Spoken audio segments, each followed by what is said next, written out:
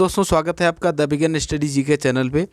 दोस्तों SSC GD की top 20 questions की सीरीज़ जो चलाई जा रही है, जिसमें दोस्तों डेली आपको 5 से 6 के बीच में शाम को 20 क्वेश्चंस करा दिए जाते हैं, जो कि सारे क्वेश्चंस दोस्तों एसएससी जीडी की जो वर्तमान में शिफ्ट चल रही हैं उन सभी शिफ्ट का एनालिसिस करते हुए क्वेश्चंस को सेलेक्ट किया जाता है। और दोस्तों जो भी एसएससी जीडी के प्रीवियस ईयर पेपर हो चुके हैं उन सभी से दोस्तों क्वेश्चंस को सेलेक्ट करके आपको करवाया जाता है। तो ये सीरीज़ दोस्तों आपके लिए बहुत ही महत्वपूर्ण है, जिसमें जितने भी क्वेश्चंस कराए जाते हैं जिनके आने की फुल संभावना है दोस्तों, और काफ़ी क्वेश्चंस यहाँ से क्लास से देखने को मिलते हैं पेपर में। तो दोस्तों ये सीरीज़ आपने अभी तक यदि ज्वाइन नहीं किया हो तो आप चैनल को सब्सक्राइब करके चैनल को ज्वाइन कर लीजिए दोस्तों। और सीरीज में दोस्तों पहले भी काफ़ी वीडियो कराए गए हैं जो कि 10-12 मिनट्स की ऑल क्लासेज हैं दोस्तों, तो आप चैनल पे विजिट करके उन सभी क्लासेस को भी देख सकते हैं। बहुत ज़्यादा समय नहीं लगेगा, कुछ ही समय में आप सारी क्लासेस को देख सकते हैं, जिससे आपका निश्चित ही एग्ज़ाम में बेनिफिट होगा। और दोस्तों आपसे कहना चाहता हूं, बहुत से लोग हैं दोस्तों जो चैनल पे विजिट तो कर रहे हैं बट उन्होंने अभी तक चैनल को सब्सक्राइब नहीं किया है। तो दोस्तों आप एक अच्छे व्यक्ति की यह सपोर्ट नहीं करेंगे तो दोस्तों किसकी आप सपोर्ट करेंगे?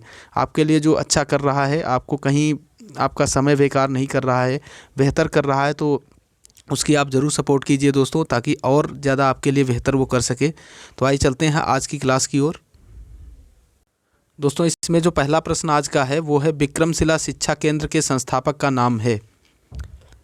तो विक्रमशिला विश्वविद्यालय दोस्तों है, उसकी स्थापना किसने की थी? धर्मपाल ने की थी। ऑप्शन सी इसका बिल्कुल राइट हो जाएगा। और नालंदा विश्वविद्यालय जो कि दोस्तों भारत का सबसे प्राचीन विश्वविद्यालय माना जाता है, इसकी स्थापना किसने की थी? कुमारगुप्त ने की थी। किसने दोस्तों? कुमारगुप्त ने। तो ये भी आप याद रखिएगा। पाल वंश का संस्थापक दोस्तों गोपाल है। किसने पाल वंश की स्थापना की थी? गोपाल ने की थी। तो इन सभी चीज़ों को आप साथ में याद रखिएगा।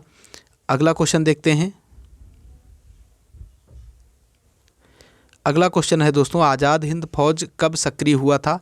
1942, 1995, 1950 या अन्य? तो आज़ाद हिंद फौज दोस्तों सक्रिय हुआ था 1942 ईस्वी में। ऑप्शन ए इसका बिल्कुल करेक्ट हो जाएगा। इसके संस्थापक यानी इसका गठन किसने किया था? नेताजी सुभाष चंद्र बोस ने दोस्तों। किसने किया था? सुभाष चंद्र बोस ने। सुभाष चंद्र बोस ने दोस्तों किया था। और इन्होंने ही दोस्तों 1939 में, याद रखिएगा, 1939 में दोस्तों फॉरवर्ड ब्लॉक की स्थापना की थी। किसकी? फॉरवर्ड ब्लॉक की स्थापना की थी। साथ में आप ये भी याद रखिएगा। अगला क्वेश्चन देखते हैं।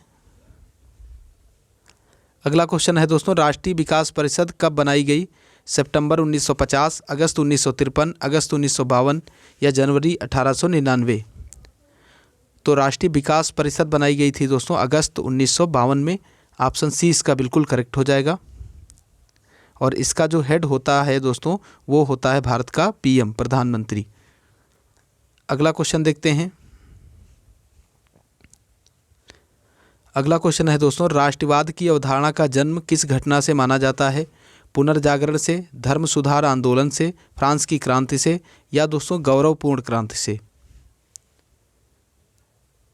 तो दोस्तों पुनर्जागरण से माना जाता है राष्ट्रवाद की अवधारणा का जन्म। ऑप्शन ए इसका बिल्कुल राइट हो जाएगा। अगला क्वेश्चन देखते हैं। अगला प्रश्न है दोस्तों, अखिल भारतीय हरिजन संघ की स्थापना निम्नलिखित में से किसके द्वारा की गई है? राजा राम मोहन राय, सुभाष चंद्र बोस, महात्मा गांधी, जवाहरलाल नेहरू? तो अखिल भारतीय हरिजन संघ की स्थापना किसने की है दोस्तों? महात्मा गांधी जी ने की है। ऑप्शन सी इसका बिल्कुल करेक्ट हो जाएगा। और गुलामगिरी एक पुस्तक है दोस्तों, कौन सी? गुलामगिरी पुस्तक है दोस्तों, इसकी रचना किसने की है? ये पुस्तक है दोस्तों महात्मा ज्योतिबा फूले की। ये भी आप याद रखिएगा, महात्मा ज्योतिबा फूले की ये पुस्तक है गुलामगिरी। ऑप्शन ए में है राजा राम मोहन राय दोस्तों। इनको भारतीय पुनर्जागरण का पिता कहा जाता है। ये भी आप याद रखिएगा। भारतीय पुनर्जागरण का पिता किसे कहा जाता है? पुनर्जागरण का पिता कहा जाता है दोस्तों राजा राम मोहन राय को। अगला क्वेश्चन देखते हैं। अगला क्वेश्चन है, भारत की स्वतंत्रता के समय गवर्नर जनरल कौन था? Lord Dalhousie, lord Cripps, lord Curzon, lord Mountbatten? तो दोस्तों जिस समय भारत आज़ाद हुआ था 1947 में, 15 अगस्त 1947 को, उस समय भारत का गवर्नर जनरल था दोस्तों लॉर्ड माउंटबेटन। इसी ने दोस्तों भारत के प्रथम जो फर्स्ट पीएम थे पंडित जवाहरलाल नेहरू जी को दोस्तों इन्होंने ही शपथ दिलाई थी।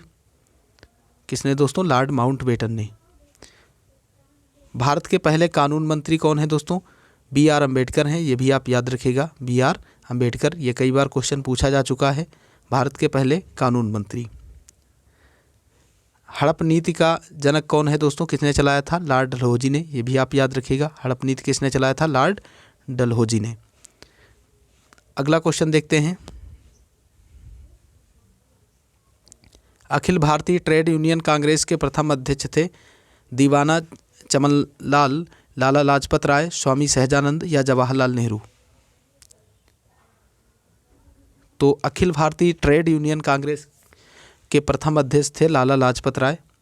ऑप्शन बी बिल्कुल राइट हो जाएगा दोस्तों इस क्वेश्चन का। अगला क्वेश्चन देखते हैं।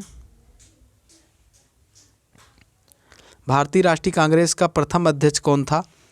WC बनर्जी, मोतीलाल नेहरू, वल्लभ भाई पटेल या इनमें से कोई नहीं? तो दोस्तों 1885 में भारतीय राष्ट्रीय कांग्रेस की स्थापना हुई थी, ये भी आप याद रखिएगा। किसके द्वारा स्थापना की गई थी दोस्तों? A.O. ह्यूम ने दोस्तों इसकी स्थापना की थी। और इसका जो प्रथम अध्यक्ष था वो था दोस्तों WC बनर्जी। कौन थे दोस्तों? व्योमेश चंद्र बनर्जी। ऑप्शन ए इसका बिल्कुल राइट हो जाएगा। अगला क्वेश्चन देखते हैं। भारत का ग्रांड ओल्ड मैन किसे कहा जाता है? भारत का ग्रांड ओल्ड मैन किसे कहा जाता है? तो ये कहा जाता है दोस्तों दादा भाई नौरोजी को कहा जाता है। ऑप्शन ए इसका बिल्कुल राइट हो जाएगा, ग्रांड ओल्ड मैन। अगला क्वेश्चन देखते हैं। अगला प्रश्न है, महात्मा गांधी ने कब हरिजन पत्रिका का प्रकाशन आरंभ किया था? 1920, 1965, 1986, 1933? तो हरिजन पत्रिका का प्रकाशन कब शुरू किया था महात्मा गांधी जी ने दोस्तों? 1933 में शुरू किया था। ऑप्शन डी इसका बिल्कुल करेक्ट हो जाएगा। अगला प्रश्न देखते हैं। अगला प्रश्न है, नॉर्वे में अर्धरात्रि के समय सूर्य कब दिखाई देता है? 12 अगस्त, 21 जून, 21 जुलाई, 21 मार्च? तो ये दोस्तों दिखाई देता है 21 जून को। ऑप्शन बी इसका बिल्कुल करेक्ट हो जाएगा। नॉर्वे में दोस्तों अर्धरात्रि के समय सूर्य कब दिखाई देता है? 21 जून को। बढ़ते हैं अगले प्रश्न की ओर। अगला प्रश्न है दोस्तों, सौरमंडल की खोज किसने की? कॉपरनिकस, आर्यभट्ट, कार्ल रिटर या केपलर?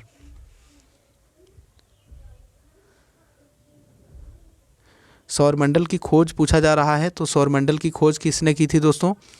कॉपरनिकस ने की थी। ऑप्शन ए इसका बिल्कुल राइट हो जाएगा। शून्य का आविष्कार किसने किया था दोस्तों? आर्यभट्ट ने। केपलर ने ग्रहों की जो गति संबंधी जो कक्षाएं हैं दोस्तों, कक्षाओं का नियम दिया था। ग्रह की कक्षाएं जो हैं उनका नियम किसने दिया था? केपलर ने। अगला क्वेश्चन देखते हैं। एक ग्रह की अपने कक्ष में सूर्य से अधिकतम दूरी को क्या कहा जाता है? पेरिजी, अपसौर, उपसौर, अपोजी? ये दोस्तों बहुत ही मोस्ट क्वेश्चन है, कई बार पूछा जा चुका है। तो सबसे पास में जब होता है और सबसे दूर जब होता है, दो स्थिति बनती हैं, दोनों में क्या कहा जाता है? सूर्य से अधिकतम दूरी हो दोस्तों तो कहा जाता है अपसौर। ऑप्शन बी इसका बिल्कुल राइट हो जाएगा। और कम दूरी हो, न्यूनतम दूरी हो, तो उसको क्या कहा जाता है? उपसौर कहा जाता है। ये भी आप याद रखिएगा। अगला क्वेश्चन देखते हैं। अंतरिक्ष में कुल कितने तारामंडल हैं? अंतरिक्ष में कुल कितने तारामंडल हैं दोस्तों? 97, 81, 95, 89? तो अंतरिक्ष में कुल तारामंडल हैं दोस्तों 89। ऑप्शन डी इसका बिल्कुल राइट हो जाएगा। बढ़ते हैं अगले क्वेश्चन की ओर। अगला क्वेश्चन है दोस्तों, ब्रह्मांड में विस्फोटी तारा कहलाता है उल्का, अभिनव तारा, धूमकेतु या ये सभी? दोस्तों विस्फोटी तारा के नाम से जानते हैं अभिनव तारा को। ऑप्शन बी इसका बिल्कुल राइट हो जाएगा। इस क्वेश्चन का राइट आंसर होगा दोस्तों ऑप्शन बी। अगला प्रश्न देखते हैं, दिलवाड़ा मंदिर कहाँ पर स्थित है? इंदौर, पारसनाथ पर्वत, आबू पर्वत, आब पर्वत। दोस्तों इनमें से कौन सा राइट होगा ये आपको बताना है। तो इसमें से जो राइट आंसर होगा दोस्तों वो हो जाएगा ऑप्शन डी, आबू पर्वत पर स्थित है दिलवाड़ा मंदिर। अगला क्वेश्चन देखते हैं। अगला क्वेश्चन देखिएगा दोस्तों। अगला प्रश्न है, लिंगराज मंदिर की नींव डाली थी नरसिंह देव ने, ययाति केसरी ने, प्रताप रुद्रदेव ने, केसरी ने। लिंगराज मंदिर की नींव किसने डाली थी ये आपसे पूछा जा रहा है दोस्तों। तो इसकी नींव डाली थी ययाति केसरी ने। ऑप्शन बी इसका बिल्कुल करेक्ट हो जाएगा। एक मंदिर दोस्तों और याद रखिएगा, पद्मनाभ मंदिर। ये कहाँ स्थित है, किस राज्य में है? पद्मनाभ मंदिर, जो कि काफ़ी बार पूछा जा चुका है। ये है दोस्तों केरल में। कहाँ है दोस्तों स्थित? ये केरल में स्थित है। और सबरीमाला मंदिर भी दोस्तों कहाँ है? केरल में। सबरीमाला मंदिर भी आप याद रखिएगा, ये भी कहाँ है दोस्तों? केरल में है। सबरीमाला मंदिर में दोस्तों किसकी पूजा की जाती है? लॉर्ड अयप्पा की। किसकी? लॉर्ड अयप्पा की पूजा की जाती है। तो ये सारे क्वेश्चंस आप याद रखिएगा। बढ़ते हैं अगले प्रश्न की ओर। उस शासक का नाम क्या है जिसने विजय स्तंभ का निर्माण कराया था? राणा कुंभा, राणा सांगा, राणा हमीर या इनमें से कोई नहीं? तो राणा कुंभा ने विजय स्तंभ का निर्माण कराया था चित्तौड़गढ़ में। ऑप्शन ए इसका बिल्कुल राइट हो जाएगा। अगला क्वेश्चन देखते हैं दोस्तों। सेन वंश का संस्थापक था भल्लाल सेन, सामंत सेन, विजय सेन, इनमें से कोई नहीं? तो बहुत ही अच्छे लेवल का क्वेश्चन है हिस्ट्री से दोस्तों। इसका जो राइट आंसर हो जाएगा वो होगा दोस्तों ऑप्शन बी। सेन वंश का संस्थापक कौन था दोस्तों? सामंत सेन था दोस्तों। ऑप्शन बी इसका बिल्कुल करेक्ट होगा। अगला क्वेश्चन बढ़ते हैं दोस्तों लास्ट क्वेश्चन की ओर आज के। अजय पाल संस्थापक थे अजमेर के, भरतपुर के, अलवर के या इनमें से कोई नहीं?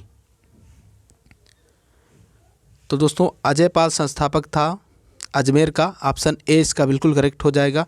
और 1504 में दोस्तों आगरा की स्थापना किसने की थी? सिकंदर लोदी ने। ये भी आप याद रखिएगा, किसने की थी? सिकंदर लोदी ने की थी। और श्रीनगर का संस्थापक कौन है? साथ में आप ये भी याद रखिएगा, श्रीनगर की स्थापना किसने की थी दोस्तों? श्रीनगर किसने बसाया था? अशोक ने बसाया था। तो ये क्वेश्चंस आप याद रखिएगा।